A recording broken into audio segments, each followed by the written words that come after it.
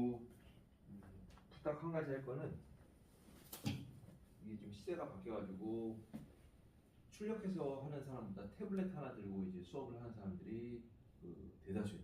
태블릿으로 수업을 하는데, 태블릿 수업을 하면은 근데 몰라, 이게 화면을 보고 있는지 수업을 보고 있는지, 심지어는 핸드폰이나 이런 걸 가지고 카톡을 연결해가지고 몰라.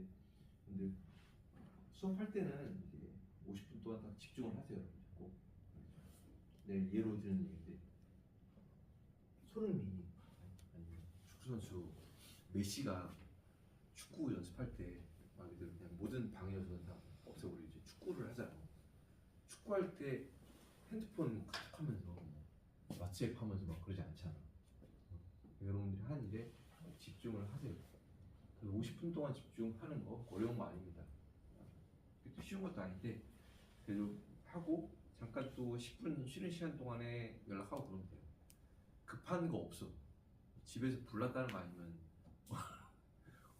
그 끝나고 바로바로, 특히 바로바로 막 이렇게 카톡 답하잖아. 웃으면서 쉬운 사람을 볼 수가 있어요. 수업 시간에는 나는 나를 방해하지 마라, 난 못한다, 이렇게 여러분들 인식을 심어줘야 돼. 알겠지?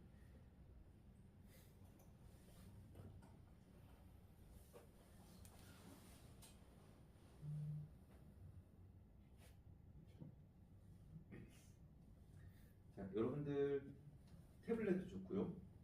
아니면은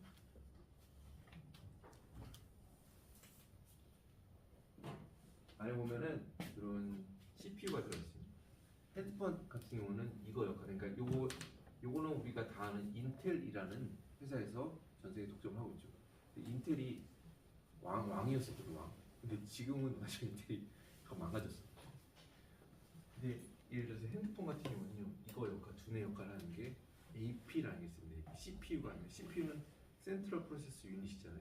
근데 AP는 어플리케이션 프로세서라고 있습니다. 그런 역할을 하는 게 있는데요.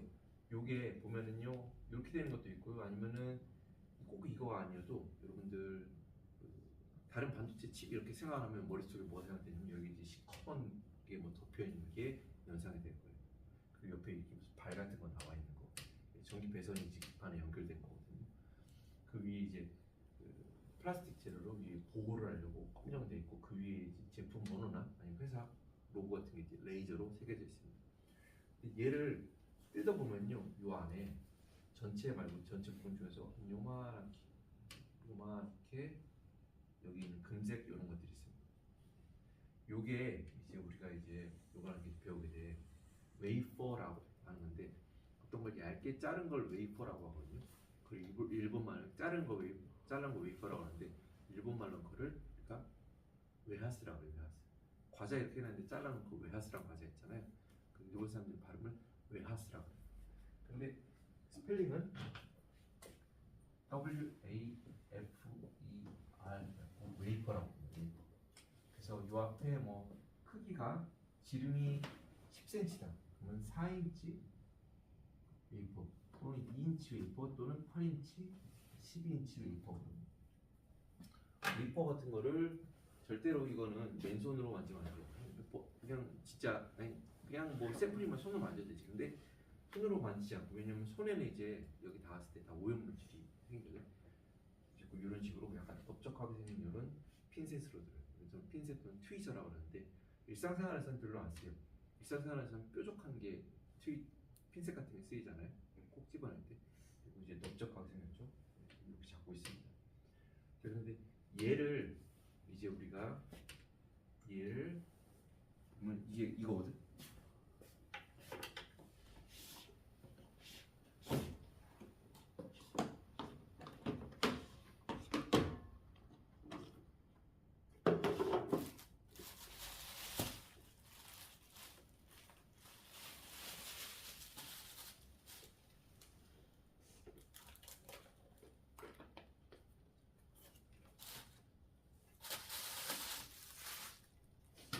자, 요거는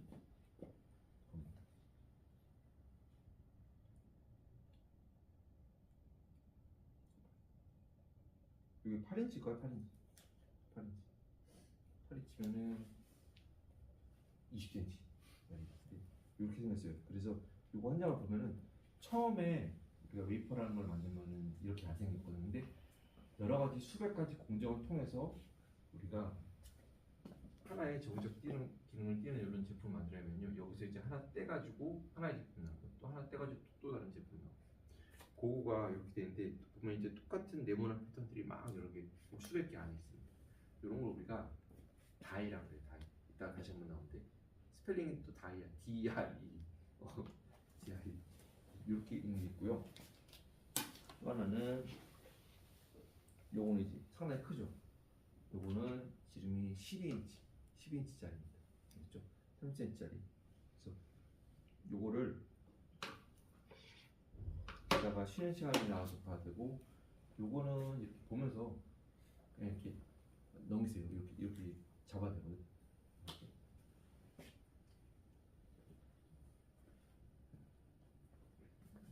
얘를 이거 웨이퍼 아닌데 웨이퍼라 그래. 이게 보고 있으면은 네모나는 게 있잖아요. 근데 얘를 이제 옆에서 봐요. 옆에서 봐서 뚝 잘라요. 그럼 요거에 단면이 보이겠죠. 자른 단면. 단면이 바로 이렇게 생겼습니다. 단면. 이 전체가 처음에 우리가 만들 때는, 시작할 때는 한 0.5mm, 500마이크로미터 정도인데, 최종적으로 할 때는요, 얘를 또 갈아내서 훨씬 더 얇게 해가지고 여기 딱 갖다 붙이는 거예요. 그리고 이게 단면이고요. 얘를 이제 위에서 확대해서 보면 위에서 보면 이렇게 생겼습니다. 얘를 그러니까 잘라서 이쪽에서 보면 그게 요거예요. 단면, 위에서 보면 탑 뷰. 얘를 보면은 하나하나 보면은 우리가 수업 시간에 이제 하신 배우들 N타입 실리콘 이런 기판 위에 어디는 보면은 N뿔 이렇게 돼 있고, 어디는 P 또는 P뿔 이런 식으로 돼 있습니다. 그래서 반도체에는요, 형님이 두 분이 계세요. N형과 P형이 있어요. 두 분의 형님이 있어요. 이건 기본적으로 문과생들도 시험 준비할 때 아는 거예요. 자, 그렇게 해가지고요, 여기다가 얘가 N뿔 중간에 P로 연결된 부분이 있으면요, 우리가 이거를 N타입 반도체 또는 N 모스펫이라고 합니다. 그리고 또 여기 보면 P뿔 있고 중간에 N, 그러니까 여기 이 색깔이 하얀 색깔이 N이거든요. 있으면 이 부분은 P-타입 모스펫이라고 합니다. 오늘 용어는 뒤에서 나중에 들어보세요. 그래서 여기 두 개를 우리가 연결해가지고 우리가 하나의 단위 소자를 만듭니다. 위에서 보면은 얘가 P타입이고요. 두 개가 이렇게 G라고 하는 걸 연결했어요. G. 그렇죠? 그래서 저기에 어떤 기능을 하냐면요, 전류가 흐르면은 1, 전류가 흐르지 않으면은 0, 이런 식으로 우리가 구별할 수 있어요. 그래서 이게 다 이진법을 하잖아요. 물려. 그래서 전류가 흐를 때 안 흐를 때를 우리가 그 신호를 처리를 할 수가 있어요. 얘는 네이버 뿜에서 괜찮은 사진을 가져왔는데, 어떤 사람이 펜티엄 CPU를 현미경으로 보면 이렇게 했어요. 펜티엄 CPU 있는 거를 위에 뜯어낸 거야. 뜯어내서 이 부분 있잖아요. 이 부분 이제 잘라내. 이렇게 어떻게? 이런 식으로 톱을 잘라내. 여기 파란 거 보이죠? 근데 그래서 이 윗부분, 여기 이제 마우스 보이죠? 마우스 보이죠? 이 부분을 또 뜯어냈어. 뜯어내니까 이렇게 생겼어. 그렇죠? 그래서 이제 요걸 이제 점점 이제 확대를 해보는 거예요. 여기를 좀 확대해봤어. 확대해봤더니 이런 게 있어. 이제 더 가봐. 이런 게 있어. 더 가봐. 이런 게 있어. 더 가봐.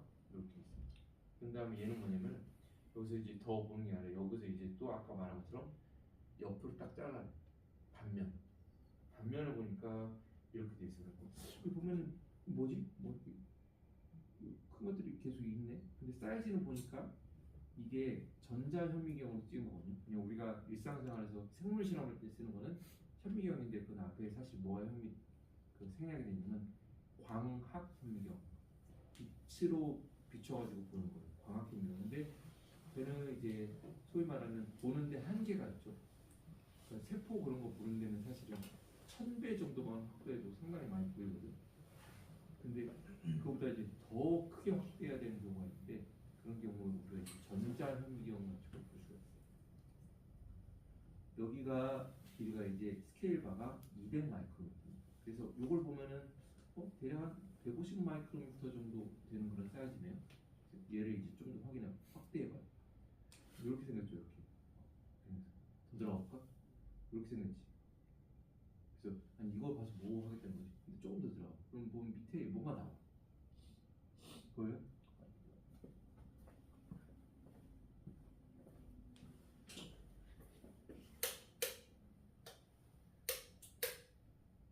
안 보이나? 여러분들 자료 보면은 여기가 있고 이제 보면은 여기에 되게 무슨 되게 촘촘촘한 게 있어요. 이만큼이 20 마이크로인데 여기는 되게 작은 거지. 딱 있어. 그래서 여기를 이제 조금 더 확대해 보는 거예요.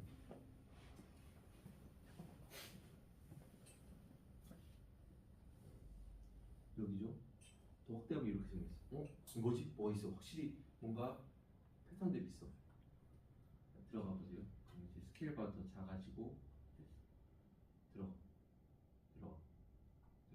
보면은 있죠. 요거는 지금 좀 스케일 반 그대로는 여기 20 마이크로인데요.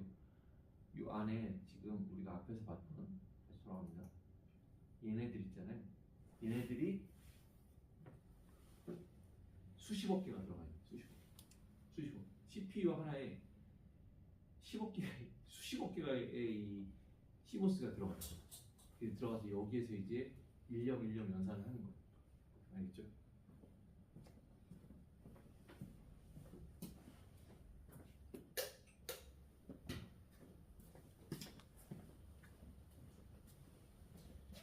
그래서 반도체라고 하는 게 공정이 있는데요. 크게 전공정, 후공정 이렇게 있습니다.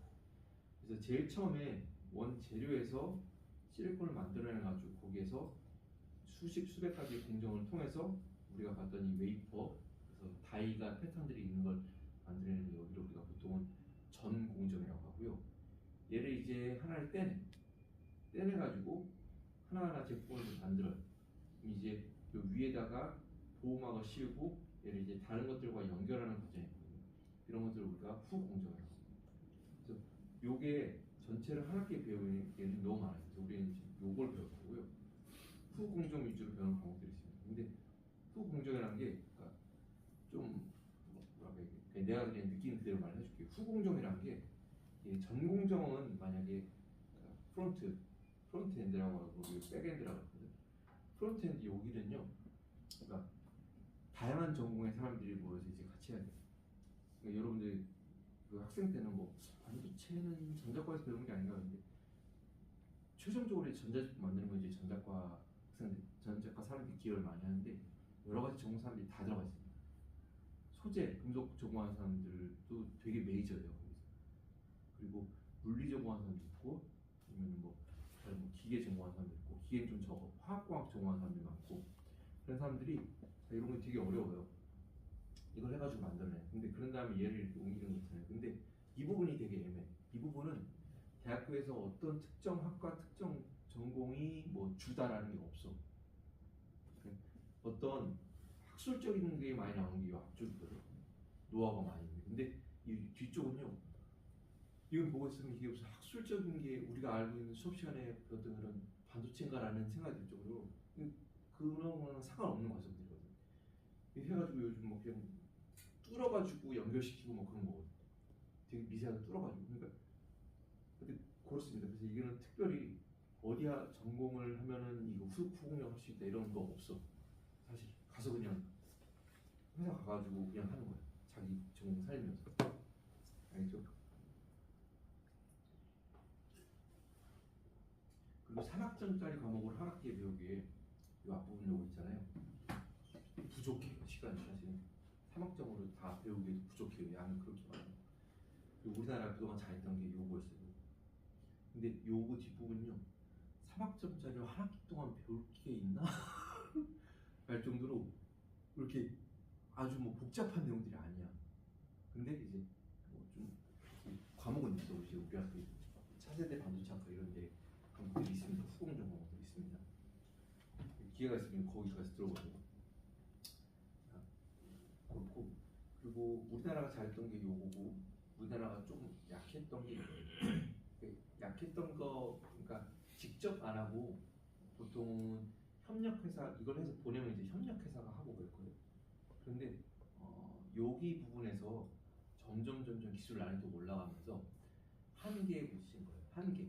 한계라는 건 이제 크리티컬 디멘전이라는 걸 뒤에 다시 한번 말씀드립니다. 크리티컬 디멘전이 점점 작아지면서 말 그대로 내가 이거랑 이렇게 띄었는데 뭐 이렇게 1m가 띄어있어. 하다 보면 이렇게 뭐 1cm 띄어있었는데 점점 붙이다 보면 말 그대로 물리적으로 떨어져 있을 수 있는 실제 거리 있잖아요. 그런 거리가 지금 한 3나노미터까지 왔어요. 3나노미터. 어디가? 딱 요건 아니지만 예를 들면 이 핏불 있으면 여기와 여기 간격 있잖아요. 여기가 소위 말하는 크리티컬 디멘전이라고 관계예요. 여기와 여기가 가까울수록 성능이 좋아요. 그런데 여기와 여기가 지금 한계가 지금 3나노미터까지 왔어. 이게 더 갈 수도 있지. 2나노미터, 1나노미터까지 가는데 제품이라고 만들면 사실은 편차라는 게 있잖아. 그래서 1나노미터 가는데 1나노미터보다 더 가까워지면 뭐야? 그거는 몇 옹스톤이 되는 거죠. 그러니까 실제적으로 만들었는데 물리적으로 몇 옹스톤이 두 개 떨어져 있다 그러면은 사실은 어쩌면 떨어져 있는 게 아니라 약간 중첩되어 있는 걸 수도 있거든. 그런 의미에서 물리적 한계가 온 거야. 그런데 어떤 반도체 제품이 나와서 고성능 제품이 나와야지 우리가 핸드폰도 사실 옛날 성능이었으면 핸드폰으로 무슨 AI 기능이다 그런 거가 안 될 거야. 근데 이제 어플리케이션 프로세스 성능도 좋아지고 반도체 성능도 좋아지고 단어들 같이 좋아지니까 요 한 대로 우리가 사실 일상생활에서 컴퓨터가 없이도 그냥 할 수 있는 거거든요. 그럼 소비자들은 이제 회사가 이제 기술적 한계에 도달했으니까 우리도 이제 너무 큰 욕심 부리지 말고 요 정도 아이폰 16에서 이제 만족하고 더 이상 끝내자 이런 사람들이 어디 있어? 신제품 없나요? 더 없나요? 그죠? 더 좋은 거 더 싸게 놀고 싶어지. 더 좋은 제품을 좀 더 싸게 내놔라. 그래야지 이제 회사도 계속 팔고 이제 일자리도 생기고 이제 사회가 돌아갈 수가 있는 거예요. 사람들은 더 원해. 그런데 이제 기술적 한계에 다다르니까 이제 성능도 높여야 되는데 사람들이 어떻게 했냐면 여기다가 이제 여러 가지 연결돼 있던 것들이죠. 한 곳에다 모아 시스템. 그리고 한 곳에 쌓아. 가까이 두면은 한 판 위에서 이렇게 있던 것보다 이만큼 떨어져 있던 것보다 다이가 이렇게 붙으면은 이 사이가 불과 몇십 마이크로 가까워지는 거예요. 그러면은 전류가 통하는데 거리가 길었던 것에서 짧아진 거예요. 그러면 그게 우리가 느낀 게 뭐냐면은 성능이 좋아졌다라고 느끼는 거예요. 성능이 실제 좋아진 거예요. 그래서 지금은 이쪽도 지금 상당히 많이 하고 있어요. 그래서 언론에서 보면은 불과 몇 년 사이에 SK 하이닉스가 삼성을 뭐 따라잡냐면 실제로 매출이 그렇게 나온 건 아니고 근데 영업이익률이 막 좀 좋아지고 있다는 게 뭐냐면 SK 하이닉스에서 팔고 있는 제품 중에 여기에 관련된 고부가가치 상품이 있어요. 근데 고부가가치 상품이 개수로 따지면 100개 중에서 불과 몇 개인데 그 몇 개가 상당히 마진이 되게 많이 나와요. 걔네들이 엔비디아에 납품을 하는 거예요. 그래서 걔네들로 인해서 SK 하이닉스가 있는 사람들이 그 성과보다 더 받고 그러니까 불과 몇 년 사이에 그냥 어떻게 전 세계적으로 손꼽히던 삼성이 그냥 상대적으로 조금 사람들이 좀 SK 하이닉스가 더 좋다 막 이런 식으로 시선으로 바라보게 된 거예요. 근데 전체 매출로나 그런 거 따지면요 삼성이 압도적이에요. 그리고 전 세계에서 반도체 그런 거를 이제 생산 매출 그런 거 1, 2위가 사실은 삼성이에요. 알겠죠? 자, 본 과목을 하는데 물리, 화학, 원 정도는 거의 들었어야 되고 그리고 작년에 2학년 때 전자재료를 들었으면 좀 도움이 됩니다. 그리고 연력학 과목 들었으면 좀 도움이 됩니다. 그리고 본 과목을 들으면은 우리가 연계되는 과목이 3학년 2학기 때 다음 학기 때 있는 고체 물리 과목. 요거는 내가 알기로 전공 필수라고 했어. 여러분들 이거는 꼭 들어야 돼. 4학년 1학기 때 있는 에너지 전자재료 실험 실습 조합 설계 이거랑 관련이고요. 우리 학교가 지난 학기부터 정부에서 그 과제 큰 거를 땄거든. 그래서 반도체 특성화 대학 융합 과정이 있어요. 그래서 3, 4학년 학생들을 대상으로 이런 융합 과정 트랙을 할 사람들도 조만간에 이제 뽑을 거예요. 근데 학과당 배정된 인원이 그러니까 우리과만 참여하는 게 아니거든.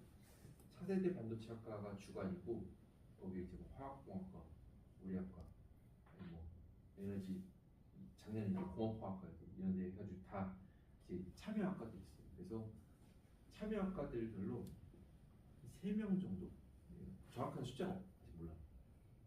2명, 3명, 4명, 많은 4명, 4명까지 안 할까 그렇게 돼요.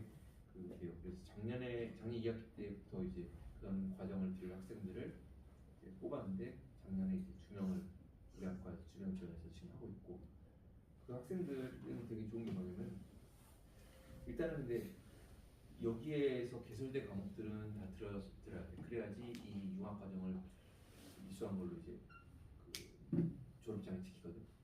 근데 그러려면은 여기에서 개설된 과목들을 조금 더 많이 들어야 되고 이제 3, 4학년 때 있는 금속과 전공은 조금 덜 들을 수도 있어요. 그러면 요게 되면은 한 학기에 그 과정을 하는 학생들 한 학기에 200만 원이니까 좀 안 되게 이제 장학금이 나와요. 괜찮은 상관 다른 거 알바 안 해요. 그리고 본 과정을 들으면은 반도체 디스플레이 관련 회사 취업하는데 필수입니다. 필수. 아 성적표가 여기 있었구나. 지금 54분인데요. 잠깐 쉬었다가 일장 내용을 좀 해보도록 하겠습니다.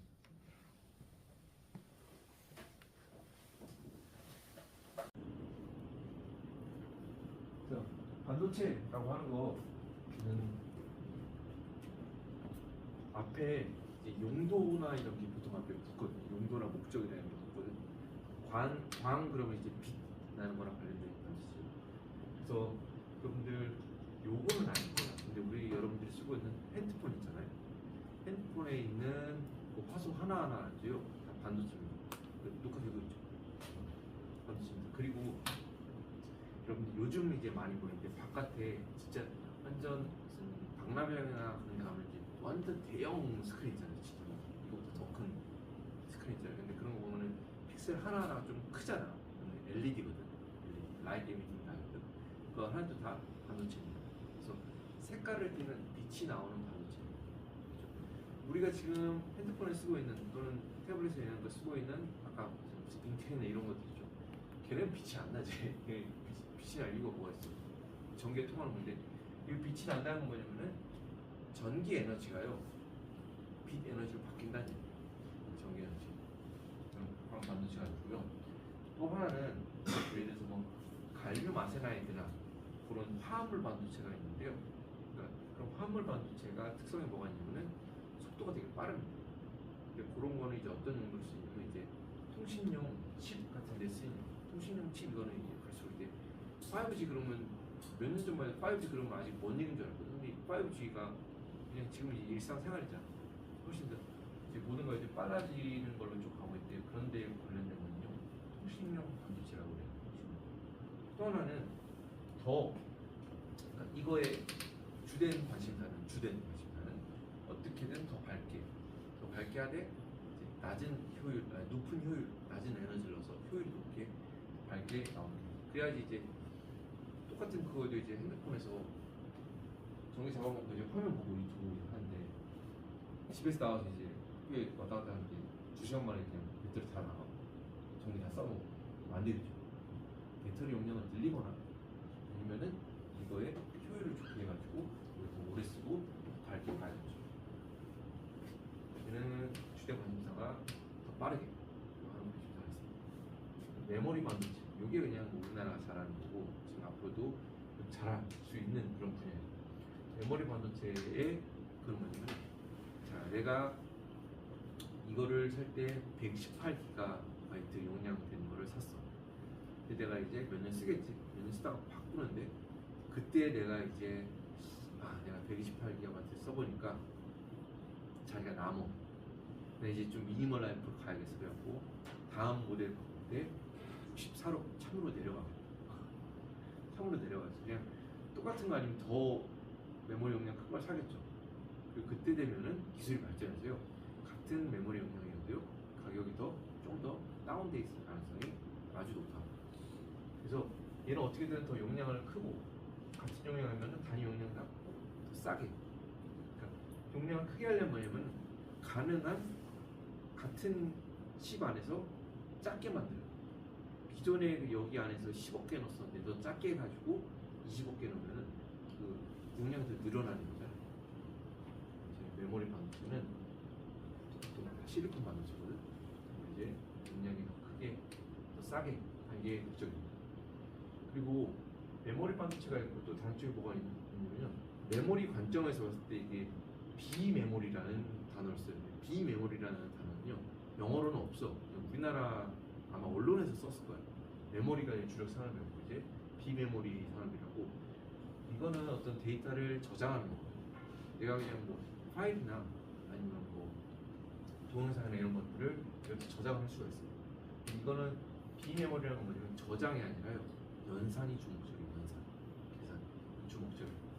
그래서 비메모리라고 하는데 메모리 기능이 아니라 연산 기능이라는 뜻이다. 그래서 메모리가 아니라 B자인데 메모리는 영어야.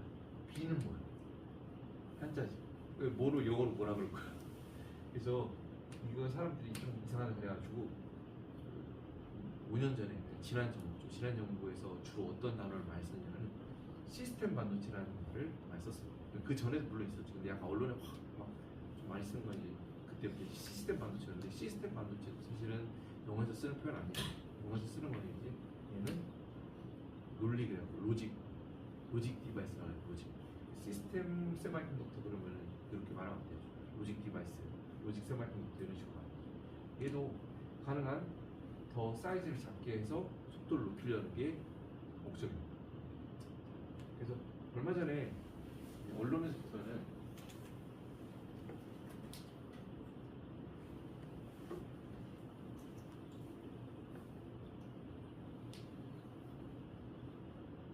배성재 그런가 국경사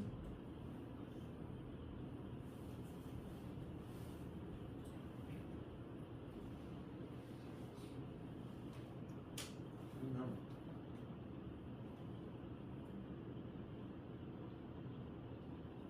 2024년도 그 전에 물론 이제 그 성공을 했습니다. 삼성전자가 3나노미터 칩을 만들었다 이런 게 있어요.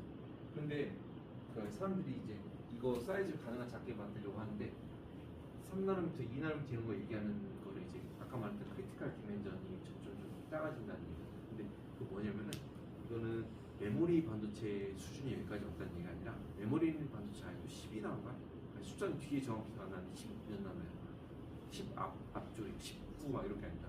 10 앞쪽 12나노 11나노가 거기까지 지금 왔는데 로직 디바이스 있죠. 시스템 반도체는 지금 3나노미터까지 왔습니다. 되게 많이 온 거예요. 그래서 여러분들 착하지 말아요.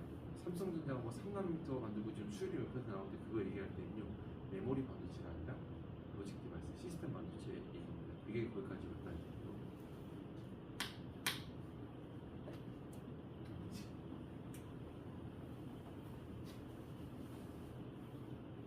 3나노는 예전에 했는데 문제가 뭐냐면 이게 돈 받고 팔려면 수율이 높아야 되거든.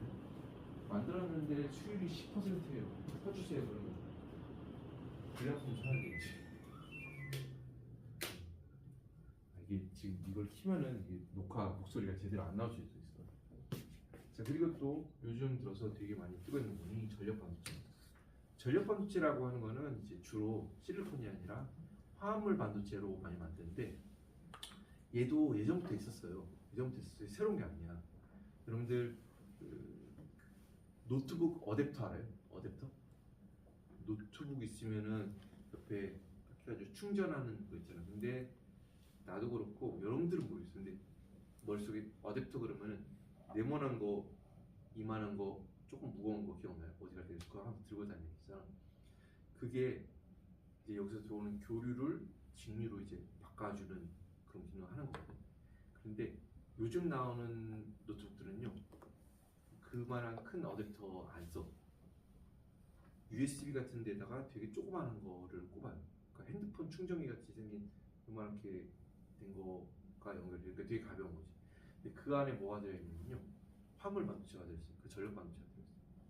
되게 가벼워진 거지. 이런 거는 뭐냐면 최근 들어서 우리 많이 뜬 이유가 뭐냐면은 이제 전기 자동차가 상당히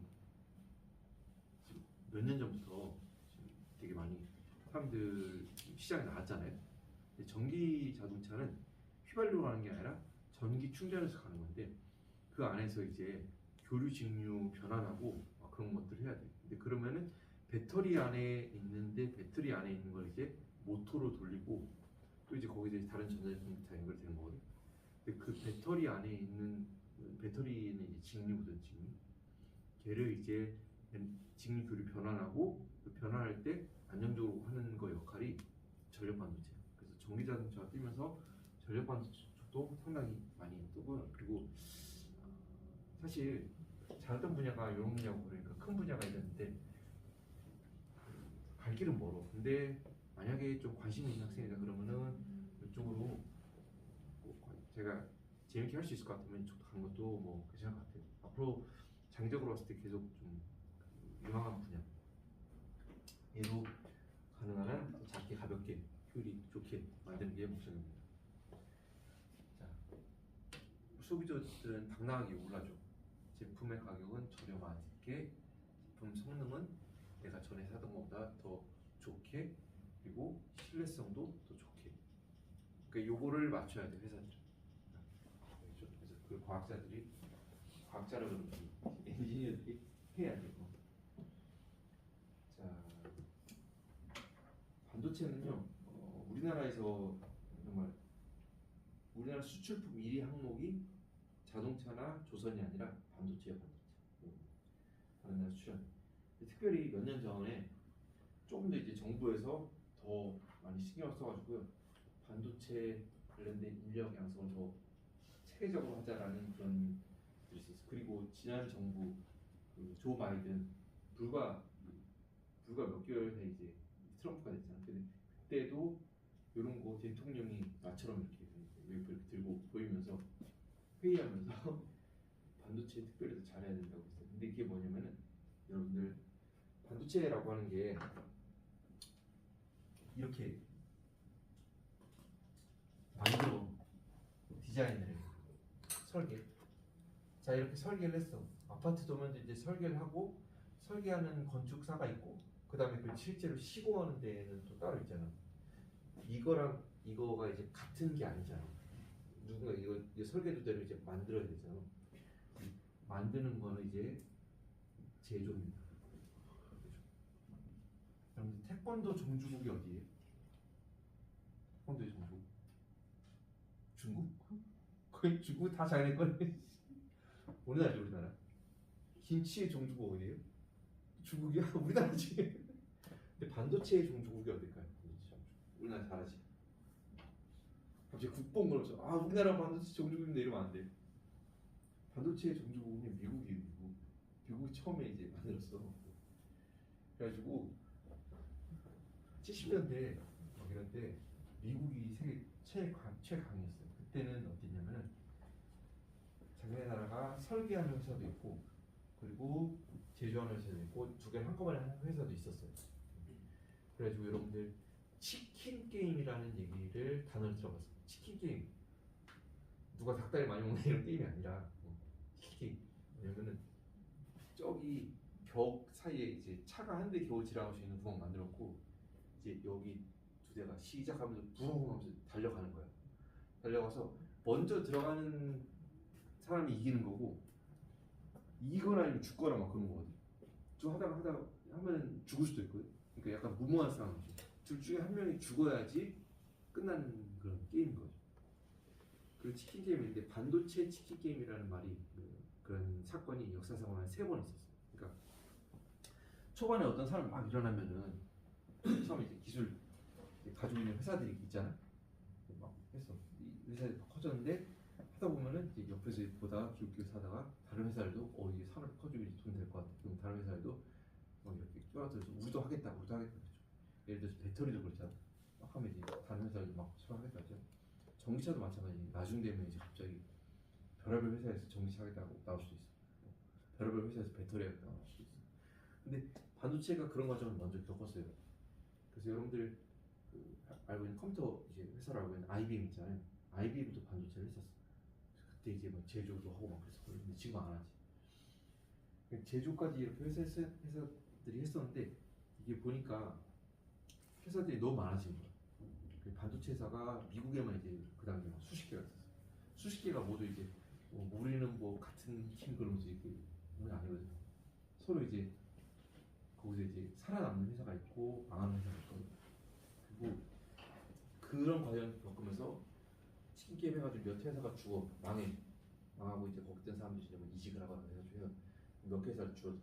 또 그러다가 또 줄어들어. 그래가지고 지금 메모리 반도체 회사가 그 과정을 겪고 나서 지금 남아있는 회사가 전 세계적으로 빅 회사들이 3개 있어요. 1번 삼성전자, 2번 SK 하이닉스, 둘 다 S로 시작된 우리나라 회사고, 3번 뭘까요? 들어봤을 거예요. 힌트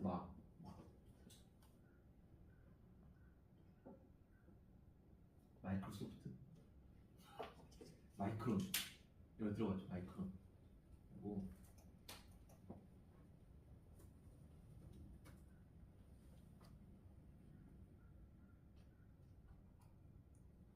마이크론은 이제 미국 반도체 회사거든요. 메모리 반도체 회사인데 이 회사는요 전 세계 메모리 반도체 이제 3위야 3위. 아주 3위. 우리나라가 1등이 된 회사가 우리나라에 있고 3등이. 그러니까 모든 사람이 그 졸업생들이 반도체로 갈 그럴 이유는 없거든요. 근데 반도체 쪽은 우리나라는 앞으로 계속 기회가 있고 길이 있어요. 그러니까 나도 이제 학생 때 여러분들이 하던 고민을 했었거든요. 4학년 때 뭐 전공을 이제 뭘로 하지라는 그런 생각이 들었는데 그때 고민이 있었어. 첫째는 반도체 쪽으로 할까 아니면 두 번째는 그 기철 금속 중에서 이제 경량 금속이 있었거든요. 마그네슘 그런 쪽으로 할까 막 고민하다가 그냥 내 머릿속에 굴리기에는 반도체 쪽으로 가면은 좀 치열할 것 같더라고 경쟁이.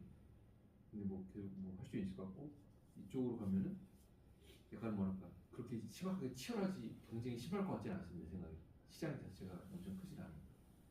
고민하다가 그냥 좀 더 말 그대로 이제 설명이 안 되죠. 그냥 끌리는 쪽으로 갔거든요. 그래서 이쪽을 공부해보겠다 해서 갔어요.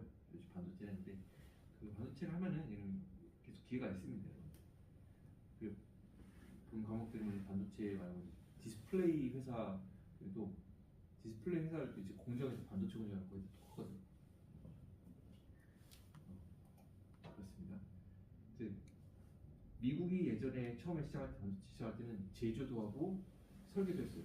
근데 뭐가 조금 더 여러분들 고급스러워 보여요. 설계와 제조 그런 설계 딱 뭔가 이제 뭔가 좀 고급스러워 보이죠. 그래서 또 이게 약간 보고 있으면은 선진국들이 이제 산업체가 변하면서 뭐 어떻게 되냐면 선진국들이 옛날에 하던 산업 중에서 이제 제조업들을 버려. 이제 약간 금융 관련된 쪽이나 머리를 좀 많이 쓰는 쪽으로 이렇게 많이들 바꿔. 근데 그러다가 이제 다시 이제 미국이 어떻게 했냐면은 보니까 약간 제조를 버렸거든. 약간 그 제조 회사들 반도체 제조를 안 했어요. 그래갖고 설계 위주로 갔어. 근데 제조 회사들이 이제 그러면서 누군가는 설계를 만들어야 될 거 아니야. 그 이제 아시아 회사들이 이제 그 받은 거야. 그리고 우리나라 회사 아닌 대만 회사 이런 데서는 이게 관련도 있는 것 같아요. 솔직히 손재주나 이런 것도 관련 있는 것 같아요. 여러분들 외국 사람 보통 있지. 외국 사람 보면 서양 사람 보면은 의외로 그 손 같은 거 이렇게 보면요 되게 투박해. 좀 되게 커가지고 이걸로 뭔가 이렇게 꼼꼼하게 만들 수 있을까 그런 생각 솔직히 들어. 웬일이나. 근데 동양 사람들은 그게 좀 다른 것 같아요. 이런 거가 조금 더 낫고 그리고 이거는 뭐 어떻게 뭐 학술적으로 어떻게 어디 나와 있지는 않을 거야. 근데 보고 있으면 젓가락 쓰는 그 나라들이 좀 더 그런 걸 잘하긴 해. 그래서 삼성전자도 이렇게 해외 이제 제조 공장을 또 우리나라 해외에도 많이 하거든요. 이제 해외 그런 거 할 때 어떤 나라를 골라야 되냐면 인도? 단순히 인건비가 다가 아니거든. 뭐 인도? 뭐 다른 나라 하다가 베트남 같은 경우가 젓가락 써. 그리고 베트남 쪽을 해가지고 일반 제조업들 많이 하는데 그 이상이라고 해야 되나? 그 계획이 맞았던 거지. 잘해 그 사람들. 좀 달라. 그래서 그런 아시아 쪽 회사들로 이 제조 회사들이 이제 새로 많이 생겨났습니다. 그러면서 이제 우리나라도 그렇고 그때 딱 타이밍에 잡고 들어온 회사가 들어오는 게 삼성이에요. 모두가 그 삼성 그룹에서 이제 반도체를 우리나라도 이제 반도체 해야 된다고 했을 때 그 당시 완전 첨단 사람인 거지. 안 해본 거잖아. 근데 어떻게 모두가 그 회장을 말렸대. 나는 현장에 있지 않았습니다. 근데 기록에 의하면 모두가 회장을 말렸대. 이거는 우리 못한다, 어렵다. 근데 그 이병철 회장님은 우리가 해야 된다고 했대. 그래가지고 그걸로 사실 우리나라가 지금 수출 1위 하고 있는 거야. 그리고 하이닉스 같은 경우는요. 옛날 하이닉스가 아니라 옛날에 뭐였냐면은 IMF 전에 현대전자라는 회사가 있었어요. 현대전자. 그리고 LG 반도체라는 회사가 있었어요. 들어봤어? LG 반도체라는 게 있었어. 근데 LG 반도체도 되게 잘했었거든요. 설계도 그 당시에 잘하고 현대전자도 이제 메모리 반도체 만들고 그랬는데 수율은 조금 낮은 걸로 알고 있었어. 근데 이제 IMF 그런 걸 지나면서 회사들끼리 이제 정리가 막 됐어. 그러면서 LG 반도체 그게 이제 현대전자로 넘어갔어. 현대전자 그렇게 되면 이제 합병하고 그러면 보통 이미지 바꾸려고 회사 이름 바꿔. 그때 이제 하이닉스로 바꿨어. 하이닉스. 그러니까 하이닉스인데 하이는 뭔가 이제 높다라는 걸 뜻해. 하이. 닉스는 일렉트로닉스가 전자공학이라는 뜻이거든. 거기서 닉스 빼가지고 하이닉스를 이름 붙였어. 그래갖고 하이닉스로 2000년대 초중반까지 쭉 하고 있다가 계속 어려웠지만 회사는 꿋꿋이 살아나왔었는데 그러다가 SK에서 회사를 하이닉스를 이제 인수를 했어요. 그러면서 이때부터 이름이 SK 하이닉스가 된 거예요. 예. 남 SK 입장에서는 나름 뭐랄까 신의 한 수였거든. 그거 하고 나서 지금 SK 하이닉스 얼마나 돈을 잘 벌어. 그 이후로 그래 됐습니다. 그래서 제조 회사들을 미국이 이제 포기를 했었는데 이제 지나다 보니까 이게 안정적으로 일자리를 이제 국민들한테 하기에 제조만한 게 또 없는 거야. 다시 농업으로 갈 수는 없잖아. 그래가지고 지난 그 바이든 정부에서도요 반도체 일자리를 많이 켜야 된다고 전 세계 반도체 회사들이 자기네 미국으로 들어와서 이제 거기서 이제 공장을 지으면 이제 공장 그 지역이나 이제 일자리가 생기잖아. 그래서 하이닉스도 미국에다가 이제 투자한다고 몇십조 투자한다고 이제 발표를 했고 삼성도 이 텍사스에 있는 어떤 나도 이름 맨날 까먹는 시골 도시 있거든. 거기에다가 우리가 이제 반도체 공장을 짓겠다고 발표했어. 반도체 공장을 지으면은 미국 정부에서 보조금을 몇 조, 우리나라 돈 몇 조를 이렇게 제공한다 그랬어. 반도체 특별 그 지원법 그런 거 한다 그랬어. 그렇죠?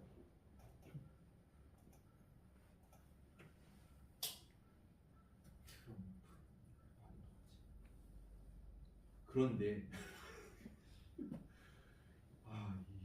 트럼프는 이제 어디로 튈지를 몰라고 국가에서 이제 의회까지 통과해 미국 의회까지 통과해가지고 외국 회사라도 우리나라 들어오면 이제 인텔도 투자 발표해가지고 인텔도 이제 보조금 몇 조 받았거든. 그래서 이제 우리도 이제 받아야 되거든. 받았나? 좀 받았나? 근데 받더라도 다는 안 받았어. 근데 갑자기 트럼프가 나왔고 이거 반도체 거 이거 폐지해야 돼. 그러면 우리나라도 이제 투자를 하면 돈이 예산이 들어가는데 보조금 받으면 그래도 이제 함수 그 뭔가 이제 남는 게 있으니까 했거든. 근데 투자를 하라고 해서 했는데 보조금을 안 주겠다는 얘기가 갑자기 불과 한 21시간이 넘어부터 불과 여기 몇 주 안 됐어 이러고 있어. 아우 끔찍하다고. 영상 없나요? 그거 아니에요 여러분들. 나도 외국에서 태어나고 뭐 외국에서 공부한 거 아니면 보고 있으면 이제 트럼프는 영어 되게 막 영어 표현 깔끔한 거 같아. 근데 부시 대통령은 영어 되게 이상했거든. 내가 못 알아듣나 뭐 그랬는데 이 사람은 뭐 트롤멘터스 막 그러면서 테러블 막 쉬운 단어 쓰면서 반도체법 이거 없애야 된다고 막 이러고 있어. 그래서 어떻게 될지 몰라 지금. 우리나라 지금 누르고 있고 다른 회사도 마찬가지. TSMC는 들어야지. 우리 어디 갔어? 그래서 반도체 포토 마스크. 요게 포토 마스크입니다. 우리가 몇 주 후에 이제 중앙사 이후에나 그럴 것 같은데 이제 포토리소, 포토 공정이라는 게 있거든요. 그러니까 말 그대로 반도체에다가 어떤 사진 원판을 대고 그 사진 현상하듯이 회로 패턴을 새기는 그런 공정이 있어요. 그런 걸 할 때 필요한 게 포토 마스크라는 건데 이거 하나 만드는데 되게 비싸. 그러니까 이런 거는 그냥 시험실에서 만드는 그냥 4인치 정도 웨이퍼 이런 거는 몇십만 원이면 만들거든. 근데 이런 거 12인치인데 이런 거는 이제 되게 비싸. 8배 정도 하나에. 근데 이런 건데 이런 거 이제 하나 들면서 이제 사진 찍고 그러면서 포토 마스크를 딱 손에 쥐고 반도체 인재 양성인데 무슨 걸 그럼 이제 여러 가지 인력 양성 과제. 그러면서 이제 우리 학교가 땄던 그 반도체 특성화 융합 과제 있잖아요. 그런 과제도 이제 딴 거예요. 연한 30억인가 돼요. 학교가 받는 게. 그래서 웨이퍼 들어올린 바이든 참여 기업의 투자 필요성이 아주 우리나라 이제 투자해라. 우리나라 일자리 문제도 있고 그리고 더 중요한 거는 지난 바이든 정부에도 그렇고 중국 배제해야 된다. 중국 공산당이 참여하면 이제 모두가 지금 안 된다 그래갖고 중국 견제하면서 중국 반도체 산업이나 여러 가지 산업 견제하면서 수출도 통제하고 그러면서 중국을 제외한 다른 이제 반도체하는 국가들 장난에 나를 끌어들이려고 계속 하고 있습니다. 알겠지? 그래서 내가 지금 들고 오지 못했는데 실제로 이 웨이퍼라고 하는 거는 이걸 한번 봅시다.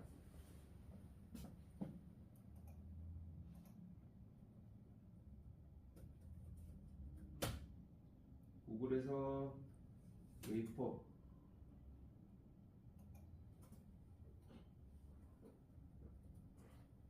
웨이퍼 그럼요. 네 지금 이런 거 뭐라는 게 요거나 여러분들 요거 있잖아요. 약간 무슨 회색 반짝반짝해요. 딱 보면 제 얼굴이 그냥 다 비춰서 반짝반짝해요. 한쪽 갈아가지고 그런 게 그 처음 시작입니다.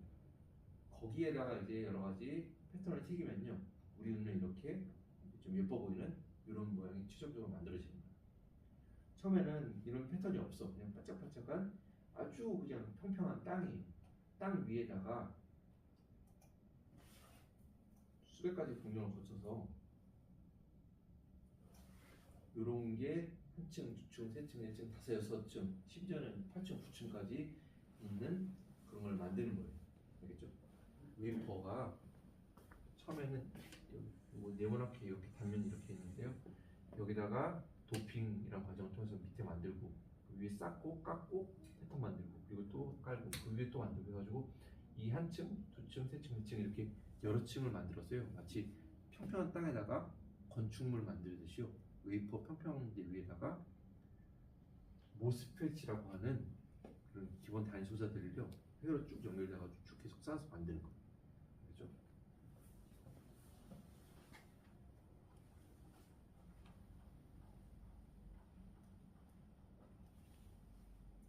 그래서 가공을 하고 난 다음에 우리가 아까 봤던 칩 같은 게 나옵니다. 그래서 처음 시작은요 말 그대로 고급 규소 모래예요.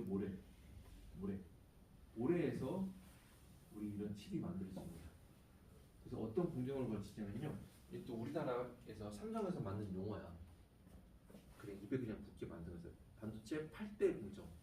그래갖고 반도체에서 취업을 원하는 학생들은 그러니까 여기 들어가봐도 자료가 되게 잘 나와 있거든. 그래픽 그림 멋지게 해가지고 8대 공정이거든. 8대 공정은 크게 어떻게 나왔냐면 첫 번째 실리콘 인곳이라는데 인곳은 INGOT 그래가지고요. 여러분들 인곳 그러면은 들어봤어요 혹시? 그거 다른 거 모르겠어요. 그 한국말로는 괴거든 괴. 그러니까 뭐냐면 고순도의 어떤 덩어리 말하는 거야. 투박하게 생긴 덩어리. 그러니까 금속 괴 이런 것처럼요. 실리콘 모래에서 그걸 녹여가지고요. 우리가 단결정, 다결정 이런 거 배웠죠. 단결정으로 만들어요. 단결정. 그래야지 성능이 우수하거든요. 실리콘 단결정을 성장해냅니다. 그래서 그걸 이제 그 우리가 실리콘 인곳이라고 하는데 걔를요 다이아몬드 톱 같은 걸요 한 장씩 잘라내요. 그걸 우리가 웨이퍼라고 했어요. 웨이퍼. 아까 은백색으로 그림 같은 거 나와요. 그래서 그 위에다가 실리콘 인곳을 잘라서 조금 웨이퍼를 만들고요. 아직은 요거 이런 게 있으면 안 돼요. 그 위에다가 첫 번째 공정 1, 2, 3, 4, 5, 6, 7, 8 이렇게 되지. 그 다음에 2번부터 5번이 주된 이 반도체 전 공정이에요. 전 프론트. 뭐 표면을 산화시킨다거나 실리콘을 산화시키면 실리콘 옥사이드가 되거든요. 산화시키고 그 위에 아까 대통령이 들고 있었던 포토마스크 같은 걸 이용해서 여기 있는 패턴을 여기서 빛을 쬐가지고요. 여기를 이제 패턴을 만들어. 그런 다음에 우리가 원치 않는 부분을 뭐 드라이 방식이나 웻 방식이라고 나중에 배우겠습니다. 그런 걸 이제 깎아내는 거를 우리가 식각이라고 합니다. 식각. 영어로는 에칭. 깎아내는 거를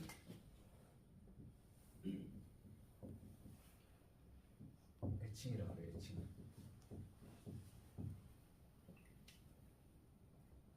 깎아내고 그 위에다가 우리가 아까 봤을 때뭐 앰플, 피플 이런 영역들이 있었죠. 그래서 우리가 원하는 영역만 국부적으로 어떻게 반도체를 특성을 바꾸는 거예요. 형님이 듣고 계시다고 했더니 N형이었던 데를 뭘 집어넣어가지고 P형으로 바꿔.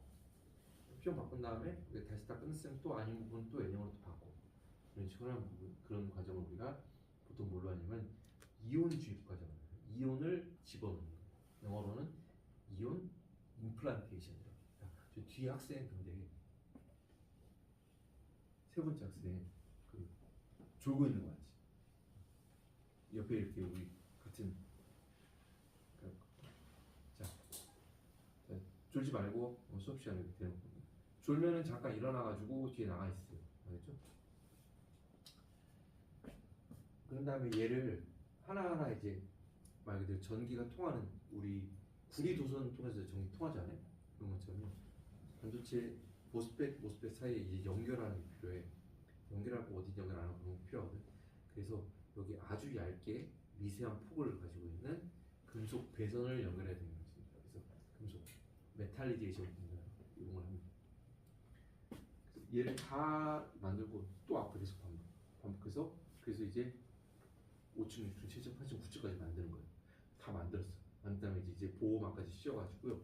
그 다음에 이제 쭉 한 다음에 얘네들이 이제 전체 웨이퍼에서 이렇게 네모난 게 나오면은 이게 수십 개, 수백 개가 나오잖아요. 하나의 웨이퍼 한 장 안에서. 뒤에서 보면 이제 정상적으로 작동하는 게 있고 불량도 있어. 이제 검사를 해야지 하나씩 띡띡띡 해가지고 물론 불량품이 있죠. 얘를 이제 회사 내에서 해결을 하고 아니면 다른 협력회사에 보내면요. 걔를 이제 웨이퍼상의 칩들을 낱개로 잘라내서 빼내가지고 그 위에서 이제 배선을 연결해요. 그래가지고 하나의 칩이 만들어지는 거예요.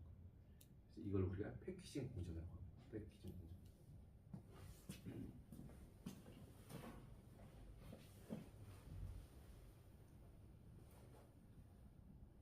자, 처음에는 진공관이라는 데서 시작을 했는데 진공관 여러분들 반도체가 아니에요. 그러다가 이제 절메늄, 실리콘, 절메늄이라는 게 먼저 나왔어요. 절메늄이란 먼저 보는 실리콘이 그거 한번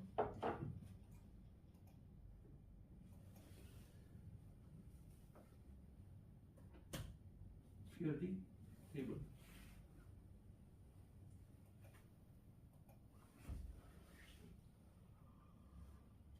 보시면요 1족, 2족이 있고요. 천이금속 있고 3, 4, 5, 6, 7, 8이 있는데 4족 부분에 보면요 카본, 실리콘, 저메늄, 틴, 레드 이런 것도 있어요. 근데 이 앞에 있는 것들 있잖아요.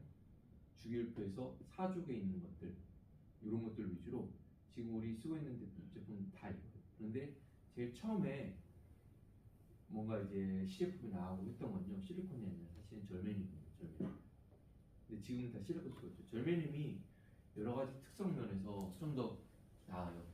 성능도 우수해요. 그래갖고 처음에 사람들이 절메늄 많이 했거든요. 근데 하다 보니까 이게 좀 태생적으로 좀 한계가 있어. 그래가지고 실리콘으로 돌아졌는데 실리콘이 아까 원재료가 뭐라 그랬죠? 뭐래? 그 지구상에서 그 되게 중요해요, 여러분들. 뭐 하나 만드는 게 아니라 많은 사람들이 쓸 수 있게 대량 생산을 해야 되잖아. 그러면 이제 뭔가 원재료가 있어야 되잖아요. 건축 재료에서 사실 제일 많이 쓰게 되는 철강이잖아. FE가 흔해 안 해? 흔해. 흔하다는 건 이제 단가 다 싸다는 얘기예요. 알루미늄 흔해 안 해? 흔하잖아. 그런 거 이제 싸고 그걸로 이제 뭔가 할 수 있는 거예요. 근데 절메늄은 여러분들 한국말로는 절메늄인 거예요. 게르만. 뭔가 좀 이제 홈쇼핑에서 팔 때 뭔가 비싸다고 느끼잖아. 게르만이 그렇게 흔한 게 아니야 절메늄. 실리콘은 원재료가 모래야. 흔해. 그러니까 이게 더 나은 선택이죠. 좀 인류 발전하는 게.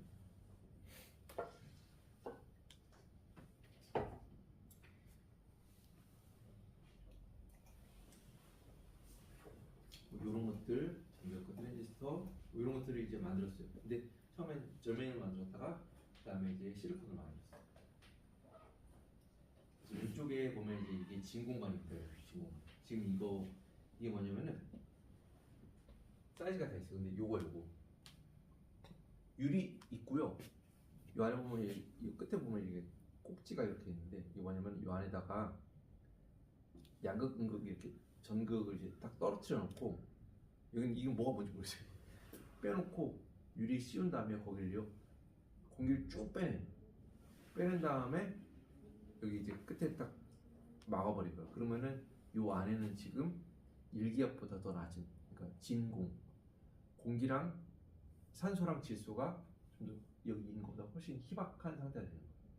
그 상태에서 이제 여기서 이제 전압을 걸어주면요 그 떨어지는 곳에서요 어떤 현상이 일어나냐면은 여기다 고전압을 걸어주면요 여기서 이제 전류가 떨어져 있는데 진공관이 전류가 탁 통해. 통할 때 통하고 안 통한 걸 우리가 제어할 수 있으면 이제 1.1을 제어를 할 수가 있거든요. 이것도 끝에 지점 말고 이렇게 보세요. 그냥 전파사가 하는 거예요. 그래서 처음에 이걸로 해가지고 진공관이란 거에서 1.1 해가지고요 인류 최초의 컴퓨터를 만들었어요. 최초의 컴퓨터 그래갖고 그림 같은 거 봤잖아요. 이만한 장비가 이제 방 안에 막 가득 차 있는 거. 그 컴퓨터 이름이 ENIAC이라고 했어요. 그 탄도가 어디 정확히 날아가는 걸 이제 계산을 하려고 만들었대요. 근데 무게가 50톤이고요. 3,000 스퀘어피트. 스퀘어피트 3,000이 뭐 얼마야? 근데 딱 봐도 이게 넓은 것 같아. 그리고 19,000개의 진공관을 연결했는데 그때 사용했던 그 전력이요. 등대 160개에 해당하는 전력을 사용했대요. 얼마나 그 동네는 이제 이거 키면 가스레인지 뭐야? 전등 못 키는 거야?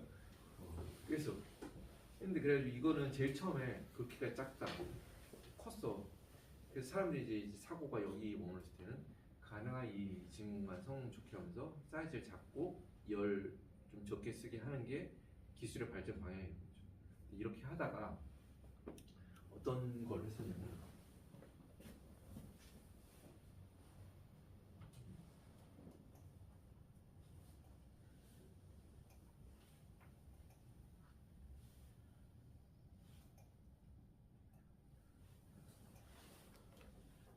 여기다가 이제 벨랩이라고 하는 요일상 수업들 많이 나오는 그 회사에서 그 연구소에서 1947년도에부터 반도체 이런 걸 만든 거예요. 뭐 우리나라랑 차원이 다른 거지.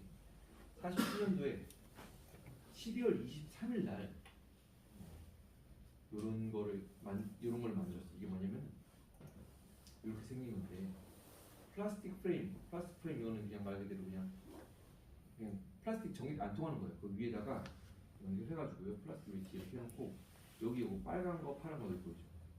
이게 절메늄 반도체인데 밑에 쪽에다가는 N형, 위에 쪽에다가는 P형 이렇게 연결해놓고 이 아래쪽 N형에다가 배선을 연결했습니다.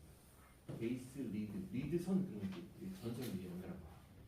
그 위쪽에다가 이제 플라스틱 이 틀에다가요. 한쪽에 왼쪽 오른쪽에다가 플라스틱 쐐기 모양이 있으면요. 왼쪽 오른쪽 이렇게 서로 연결은 안 되게 왼쪽 오른쪽에다 이제 금박 이렇게 연결해가지고요. 이런 식으로 이걸 배우진 않을 거야. 에미터, 콜렉터, 베이스라고 하는 이렇게 전극을 3개 가지게 반도체 소자를 만들었어요. 이 최초로 절메님으로 반도체 소자를 만든 거거든요. 47년도에 이걸 우리가 바이폴라 정션 트랜지스터라고 해요. 요거를 처음 만들었어요. 그래가지고 요걸 만든 반도체 소재를 만든 거로 이제 인류 역사가 또 이제 새로운 단계에 들어선 거예요. 그래서 요거를 만들었다고 1956년도에 존 바딘, 월터 브래틴, 쇼클리라는 사람이 3명이서 노벨 물리학상을 이제 수상하게 됩니다. 노벨 물리학상 1956년. 그래서 이때부터 제일 처음에 이제 그 반도체 회사들이 만들었어요. 근데 그러면서 이제 서로 이제 쪼개져서 나오고 했는데 그때 이제 반도체 회사들이 어디로 이제 몰려들었냐면 미국 서부에 이제 캘리포니아 주가 있잖아요. 캘리포니아 주에 그 샌프란시스코 근처 어디 스탠포드 대학교 그쪽에서 좀 떨어진 그런 쪽으로 이제 회사들이 모이기 시작했어. 반도체 첨단 회사들이 모이기 시작했어. 거기가 지금의 우리가 말하는 실리콘밸리. 그 실리콘밸리라고 하는 건 실리콘이란 게 실리콘 반도체를 얘기하는 거예요. 반도체 회사들이 초반에 거기 다 모여서 첨단 회사들이 모여서 일을 했던 거거든요. 진공관이라는 건 반도체가 아닙니다. 진공관이라는 걸 왜 썼냐면은 처음에는 이제 애니악 컴퓨터 이제 만들고 이제 인력 계산을 썼는데 그 다음에 뭔 역할을 했냐면요. 자, 우리나라는 이제 멀어봐야 휴전선 근처에서 제주도 가지고 땅에서는 뭐 거기서부터 이제 부산까지가 이제 거리지 않아요. 차로 한 4시간, 5시간 정도 뚫려. 그런데 미국은요 동부 끝이랑 서부 끝이랑 시차가 한 나라에서 3시간이에요. 한 나라에서. 그 거리가 4,000km예요. 4,000km. 자, 내가 여러분들 이제 유선 전화기를 만들어가지고 전화를 해. 근데 심지어는 여러분들 유치원 때 했던 이제 종이컵에다가 이렇게 실로 연결해가지고 야 누구야 이렇게 할 때 들리잖아요. 근데 그게 소리 진동되면서 들리는 거죠. 근데 이것도 만약에 멀어진다 그래요. 소리가 잘 안 들리겠죠. 자, 구리선을 통해서 우리가 여기서 전기 신호가 가는데요. 구리는 도체잖아요, 도체. 근데 그게 도체인데 얘가 길이가 짧았을 때 말고 길이가 한 100km 돼봐. 그럼 여기서 했던 신호가 저 끝에 가면요. 구리도 사실은 도체지만 그 안에 저항이 있거든요. 그러니까 뜨거워지는 거예요. 이제 신호가 이제 줄어드는 거예요. 그러면 이제 나는 여기서 여보세요 오늘 날씨 좋지? 그런데 저기서는 여보 오늘 끝나가는 소리가 안 들리는 거야. 그러니까 이런 식으로 내가 보냈던 신호가 손실이 있어. 손실이. 그러려면 어떻게 되냐면 중간중간에 신호를 다시 올려주는 그런 게 필요해. 신호를 증폭, 앰플리케이션 시켜준다고 하거든요. 그런 거 역할을 했던 게 진공관을 써가지고 이제 통신 회사들이 있잖아요. AT&T 이런 회사들이 썼어요. 이제 여기서 이제 가는데 4,000km 되니까요.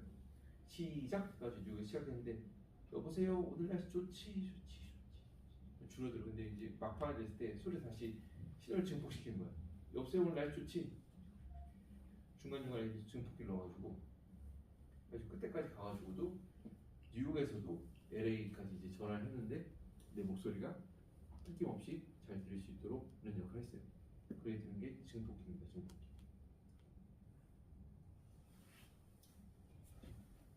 자, 그런데 아까 47년도에 최초의 그 절메늄으로 된 세 개의 전극이 있는 반도체 소자를 만들었다 그랬죠. 그래서 이제 그 후로 이제 오씨 이게 반도체 이걸 이용하면은 우리가 진공관처럼 크지 않고 그거만큼 크진 않은데 일령일령한데 그거만큼 전력도 많이 안 쓰고 그만큼 뜨겁지도 않아. 유리로 돼 있으니까 이제 하나 깨지면 이제 불량 나는 거지. 그런 맛이야. 근데 절메늄 같은 거에다가 우리가 이런 식으로 어디는 P, 어디는 N으로 해놓고 두 개 만들어서 우리가 극이 두 개 있으면 다이오드라고 하거든. 이런 것도 만들 수 있고 여기다가 아까 다시 앞쪽으로 넘어가겠습니다. 여러분. 지금 이거는 이게 가볍게 들었어요. 극이 세 개라 그랬죠. 이게 에미터, 콜렉터, 베이스라고 하는 게 있어요. 극이 세 개. 그 세 개가 하나, 둘, 세 개 이렇게 연결해가지고요. 되게 작게 열 소모가 안 나게 이런 식으로 플래너라고 하는 건 평면형이거든요.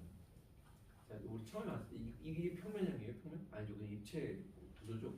근데 절메늄 같은 거 웨이퍼 그런 거 위에다가 우리가 거의 한 평면상에다가 이런 걸 만들 수가 있었어.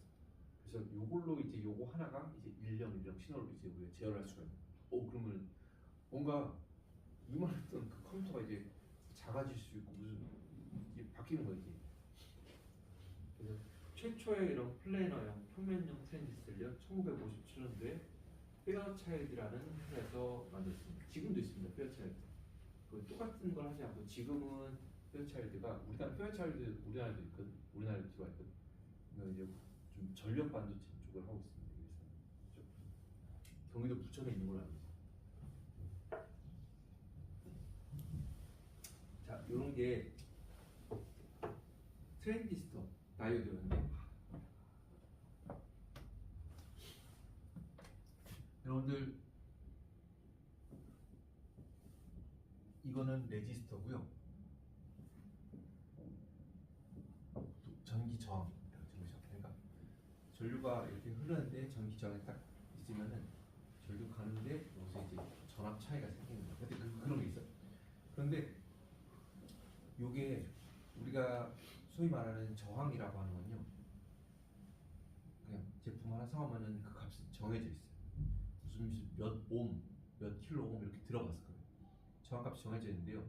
반도체 소자가 비율로 하면 뭐냐면은 어떤 저항값이 마음대로 바뀌는 그런 걸 만들었다고 생각합니다. 저항값이 이렇게 작았다, 컸다 이걸 내가 좀 제어할 수 있는 저항이라고 생각합니다. 그래서 이렇게 바뀐다는 걸로 봤을 때 우리가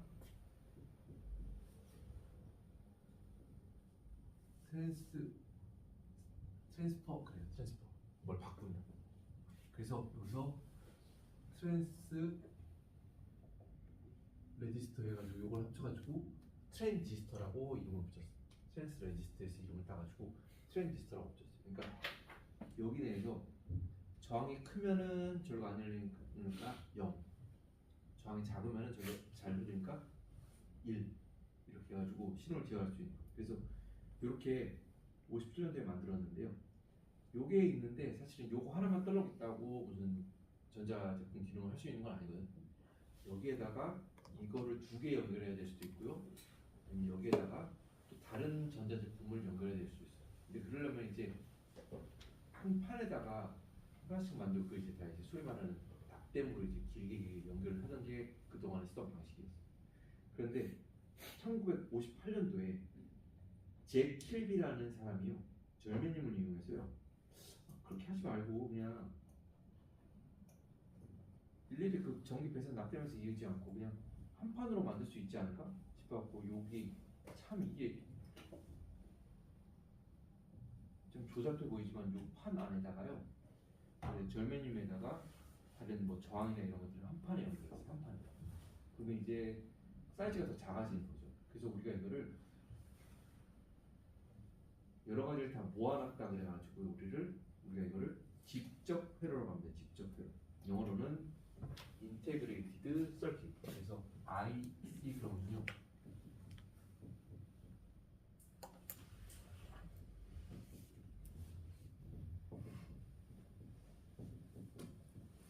IC를 갖고 칩 직접 회로라고 해요.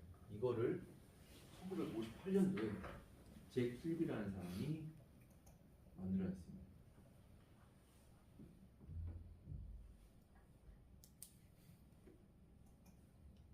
잭 필비 치면은 1923년도에서부터 2005년도에 이제 죽어서 81세. 이 사람이 제일 처음으로 직접 회로를 만들었는데, 그리고 이 공로로 인해서 먼 훗날 58년도에 만들고 살아있었는데, 노벨상은 살아있는 사람한테만 주거든요. 2000년도에 이 사람이 노벨 물리학상을 받았어요. 인류 최초의 직접 회로 만들어가지고 거기서부터 시작해가지고 모든 전자제품들이 다 이제 다 직접 회로거든. 아까 말했듯이 실리콘 웨이퍼 한 판 그 다이 그 안에 트랜지스터가 수십억 개가 다 연결돼가지고 회로가 연결돼. 회로 그러면 우리가 궁금하면요, 여러분들. 아, 그러면 안 돼. 집에 와서 아니면 어렸을 때 뜯어봤잖아. 아니면 어떤 전자제품 뒤에 한번 뜯어봐. 그러면은 전선이 막 연결돼 있어. 그렇게 크게 연결되는 게 아니라 반도체 웨이퍼 안에 아주 조그맣게 그걸 다 미세하게 다 연결했어. 그 직접 회로라. 2000년도에 노벨 물리학상을 받았어요. 2000년도에 이 사람이 노벨 물리학상을 받았는데 2005년도에 죽었잖아요. 2000년도에는 나이가 거의 23년도에 태어났으니까 77세잖아요. 77세. 77세에 2000년도에 이 사람이 뭐 하고 있었냐면 회사를 다니고 있었어요. 회사에서 일을 하고 있었어요. 여러분들 들어봤을 거예요. 텍사스 인스트루먼트 이런 회사 들어봤죠? 텍사스 인스트루먼트라는 회사가 있거든. 아날로그 반도체를 만드는 미국 회사인데 그 회사에서 계속 일을 하고 있었어요. 근데 누가 이제 노벨상을 받는다 그러면 이제 언론에 이제 다 홍보가 되고 이제 기자들이 막 가가지고 그 사람 집에 찾아가는 거예요. 근데 이제 회사에 찾아가는 거예요. 그러니까 회사 앞에 막 기자들이 막 몰려들고 있는데 이 사람 제 기록이 어디냐. 근데 나는 못할 것 같아. 77세. 징글징글하게 77세 일하고 있으면 배당금 받고 살고 있어야 집에. 그렇지. 일하는 게 집에 있으면 근질근질 했을 수도 있죠. 그리고 이제 2000년도에 돌아가셨습니다. 자, 직접 회로란 웨이퍼 표면에 아이고.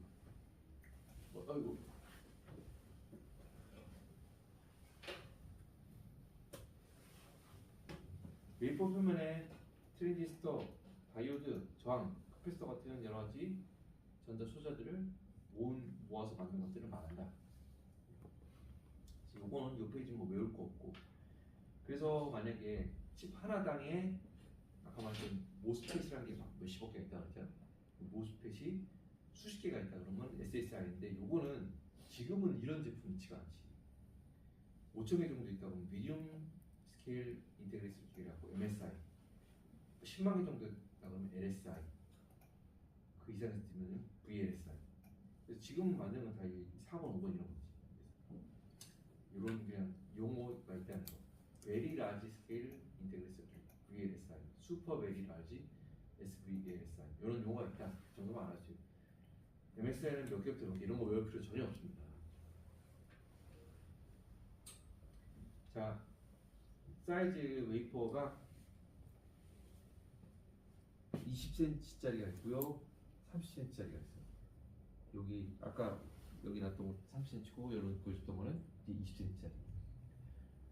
왜 이렇게 사이즈가 다르지?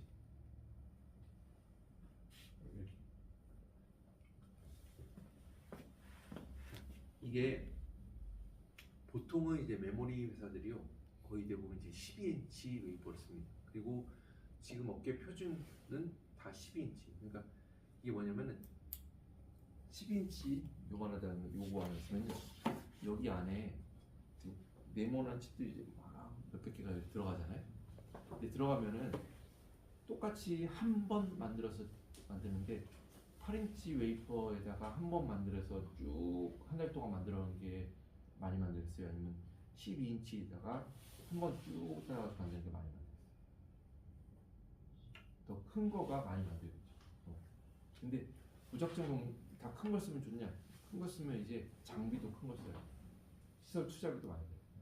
그리고 이 안에서 이제 공정을 하는데 내가 만드는데 여기다 하나 만드는 게 아니라 뭔가 이제 공정을 하는데요. 한마디로 이거야. 내가 프라이팬에다가 내가 전을 붙인다고 그래요. 그러면 프라이팬이 열이 모든 위치에서 다 고르게 똑같을까? 아니죠. 이거 마찬가지 하면은 얘도 모든 위치에서 다 공정적인 다 똑같지 않아. 그러니까 가능한 요 안에서 우리가 제어될 수 있는 범위 내에서는 같아야지 이제 여기 다 찍었을 때 동일한 성능이 나오고 이 한 판 안에서는 동일한 성능이 나와야 되거든. 한 판 안에서 가운데 있는 게 성능 제일 좋고 엣지적으로 하면 성능이 안 좋다 그러면 안 사. 안 사. 유니폼에 나와야 돼. 자, 요게 있으면은 여기 1번 요거 네모난 거 요거 하나 있죠.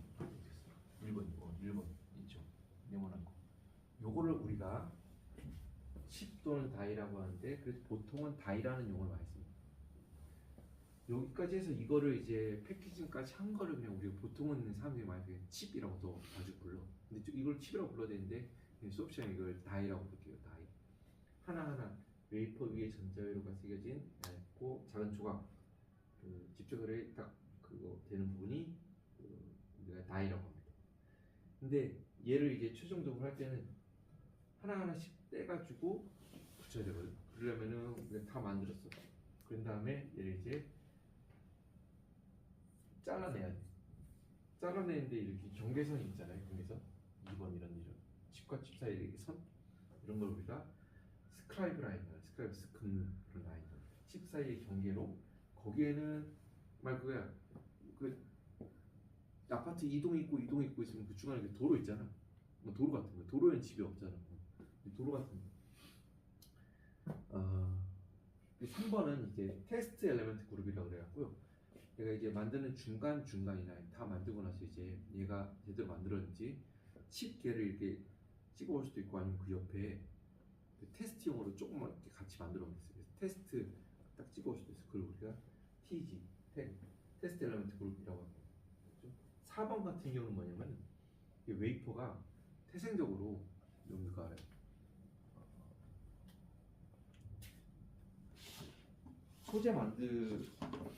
소재 쪽 했는데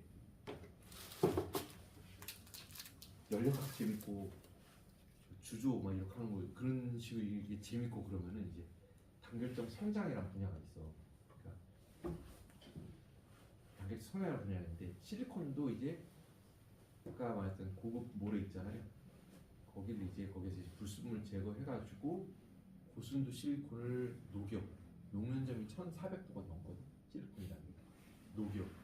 그러면 이제 고순도 이제 액체가 되는 거지. 실리콘 액체가 고체가 되고 액체가 되는 거지. 거기에서 이제 단결점을 성장해내. 단결점 고체 이제 성장을 해. 근데 단결점 고체가 성장하는 걸 우리가 실리콘 인곳이라고 할 때 실리콘 괴 있잖아요.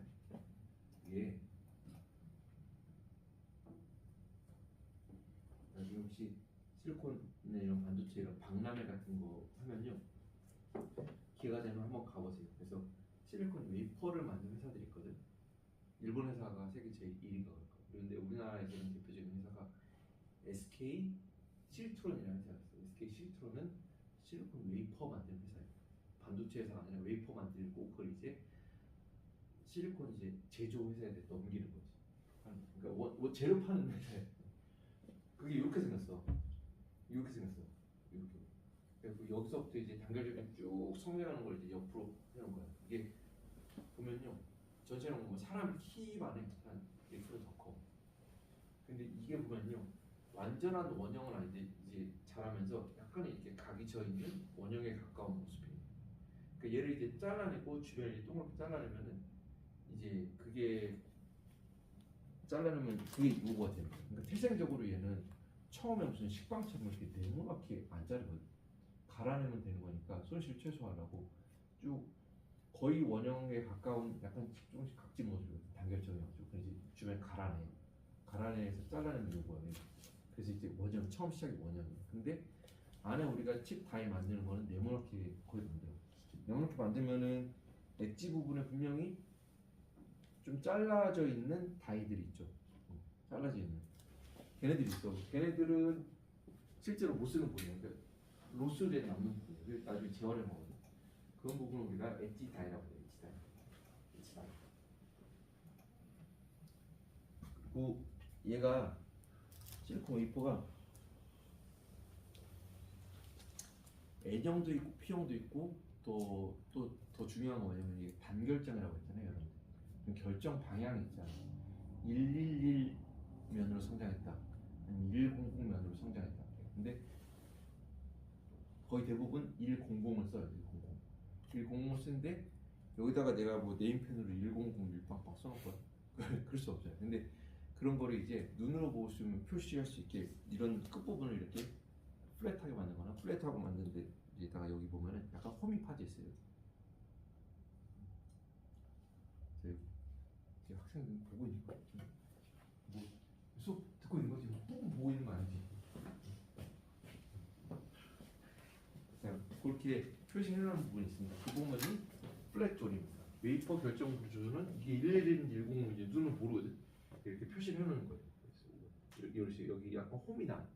그런 것처럼 플랫하게 눈으로 식별이 불가능한 방법으로 웨이퍼 구조를 판별하기 위해서 웨이퍼의 한 부분을 평평하게 만드는 데 이를 플랫 조립이라고 한다.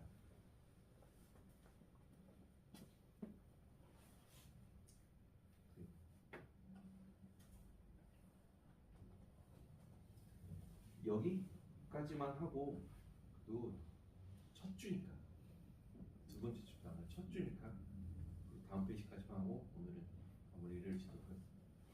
웨이퍼가 제일 처음에 이제 단결정 성장 기술도 처음부터 발전했던 거 아니에요. 처음에는 5cm, 65년도, 그다음에 10cm, 그다음에 이제 이게 8인치거든. 92년대 초반에는 8인치로 하고 2000년대 이제 12인치, 30cm가 표준을 잡아서요 지금까지 왔습니다. 더 크게도 웨이퍼를 만들 수가 있어요. 근데 웨이퍼 크게 만든다고 문제가 아니라 웨이퍼를 크게 만들면은 그걸 이제 만드는 그걸 가지고 다루는 이제 장비도 커져야 되거든요. 장비도 커져야 되죠. 그래가지고 그러면 12인치 웨이퍼 장비 들어가는 장비도 가격이 처음에 시설 투자가 상당히 많이 들어가는데 이걸 하려면요 내가 예를 들어서 400ml로 만들면은 한 번에 더 많이 만들 수 있고 생산성도 높아지고 잠깐 내려가는데 그래도 그걸 하려면요 이 업계가 다 모여서 다 같이 해야 돼요. 웨이퍼도 40ml로 40cm로 균일하게 만들고 그걸 가지고 이제 장비 회사들도 만들고 그 장비 들어가는 회사가 아까 8대 공정에서 여러 가지가 있잖아요. 공정이 여러 가지 있잖아요. 그 모든 장비 회사들이 어떤 회사는 A라는 회사는 이거 만들고 B는 이거 만들고 이렇게 하는데요. 그 모든 회사들이 다 돼야 돼. 다 같이 돼야지 그게 되는 거예요. 그러니까 거기까지는 아직 안 가고 일단은 2000년대부터 해가지고 12인치로 지금 계속 하고 있어요. 12인치. 얼마나 더 이럴지 모르는데 지금 한동안은 더 커지는 거는 여러분들도 나도 그 생각 안 해. 일단 12인치로 가는 거예요. 클린룸과 청결 등급 지수고요. 그럼 여러분들 반도체 클린룸 뉴스 보면은 조금 이제 요번 이제 과목 듣고 그러니까 관심을 가지고 여러분들 기사를 더 보고 하면 좋겠어요. 클린룸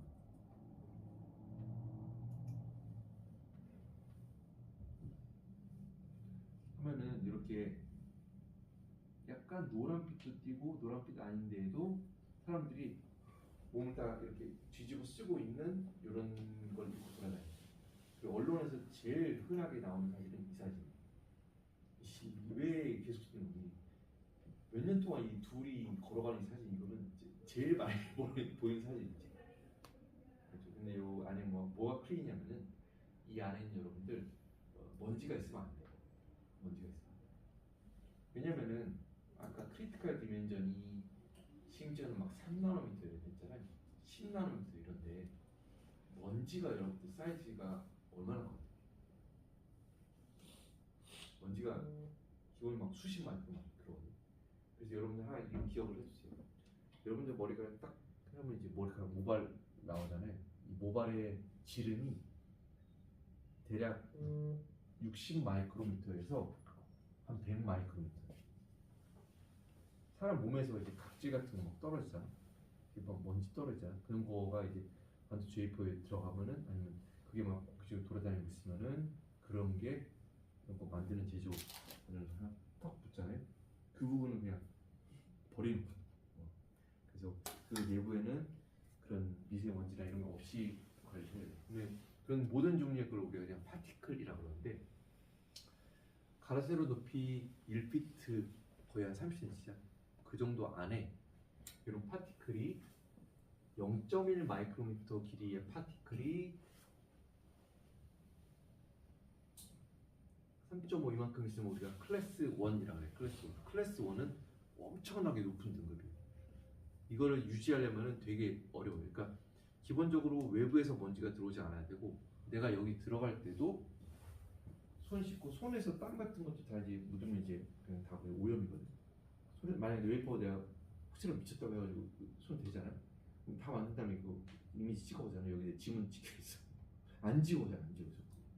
그래서 할 때도 이제 장갑 손 2번 씻고 장갑도 끼고 몸에서 그 정전기 방지하게 또 먼지 방지하게 아까 그 우주복 같은 거 있잖아요. 그런 거 입고 방진모이라고 그거 입고 신발도 이런 식으로 약간 무슨 공시 같은 거 있거든. 이런 거 신고 이게 밑에 바닥을 해가지고요 정전기까지 방지되게 돼 있어요. 정전기도 마찬가지예요. 겨울철에 이렇게 막 하다가 이제 손잘처럼 정전기 생기죠. 근데 이걸 만드는데 정전기 딱 하잖아. 그럼 그 소재는 그냥 사망이야. 뭐 죽은 거야. 정전기 튀면 정전기라고 딱 느끼는 게 우리 따끔이지만 그게 사실은 몇백 볼트 막 볼트 되게 높거든. 뭐 죽는 거야. 그래서 막 클래스 10 이 정도만 돼도 높습니다. 이거는 거의 되게 높은 거예요. 일상생활 이런 거 이상이야. 근데 만약에 학교 같은 데서 조금 시설 잘 해놨다 그러면 클래스 1000 클래스 1000은 0.5 마이크로미터의 파티클이 이만큼 정도 있으면 우리가 클래스 1000이라고 정의합니다. 테스트를 해. 여기서 이제 레이저를 쏴가지고 아무것도 없으면 레이저 이렇게 통하거든. 만약에 그 안에 파티클이 있으면 레이저로 맞으면 레이저가 띡 반사가 되겠지. 반사된 정도를 이렇게 체크할 수 있어. 이렇게 우리가 클래스 등급 이렇게 나누고요. 이런데 들어갈 때는 사람이 들어가면 이제 사람이 오염 원이거든 사실.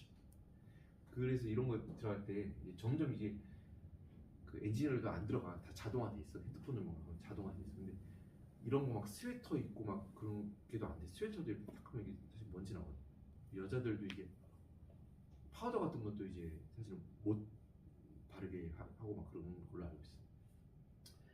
그래서 요 안에 들어가면은 보통은 흰색을 입은 게 보통 그 회사의 사람들이. 근데 뭐 핑크색, 이런 주황색 이런 회사들은 이제 그 협력 회사들이 다 같이 오지 이제 장비 고치는 사람도 있고 뭐 다 같이 있거든.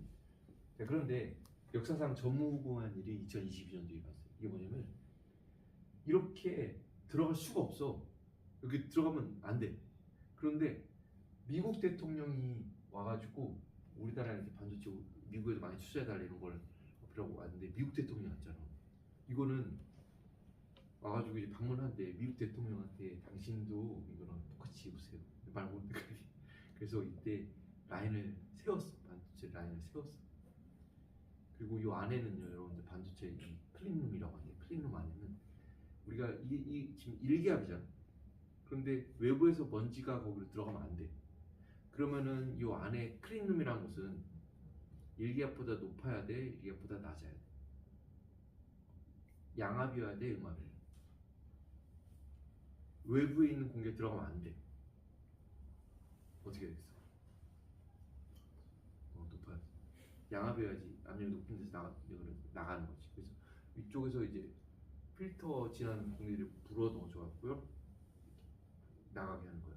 아래쪽으로 다 빠지게 하는 거야. 그러니까 먼지가 생겨도 딱 빠지게 하고 외부에서는 못 들어오게 외부보다 더 압력을 높은 데로 하고. 그래서 여기 이런 데서 오래 하루 8시간 있잖아. 머리 아파. 그래서 봐봐 일상 1기압이었는데 1기압보다 높은 데서 이렇게 하고 거기 의자에 앉지도 못해. 어디 접촉면이니까 앉으면 이제 오염 이거 이제 앉지도 못하게. 그래서 어떻게 앉으려면 어떻게 힘들면 구석가가지고 누워 있거나 그런 거지. 자 그렇게 합니다. 그래서 와가지고 다 하는데요. 보세요. 신발이랑 그냥 그대로 다 있잖아요. 에어 샤워 이런 거 하고 들어갔어도 이런 거는 그 방진목은 안 입고 여기 들어가서 이제 견학을 시켜주고 있어요. 그냥 이런 일은 이제 앞으로도 이제 없을 것 같아요. 미국 대통령 정도 왔으니 그렇지 한국 대통령이 방문한다고 그래도 한국 대통령이 이렇게 하고 들어간 적 없어. 이재용 부회장도 들어갈 때 이렇게 아니고 다 입는데 미국 대통령 와가지고 사줬다 보니까 그때는 이제 이렇게 하고 우리 KLA 뒤에 써있는 거 보시면 KLA 미국 장비 회사거든요. KLA도 우리나라 지금 하고 있다는 걸 보여주려고 일부러 이 사람 와가지고 막 얘기하고 막 그러더만. 알겠죠? 그래서 다음 시간에 이제 계속 수업하고 이제 또 다른 파일로 해가지고 수업을 계속 합시다. 오늘 수업은 첫 주니까. 네, 수고했습니다.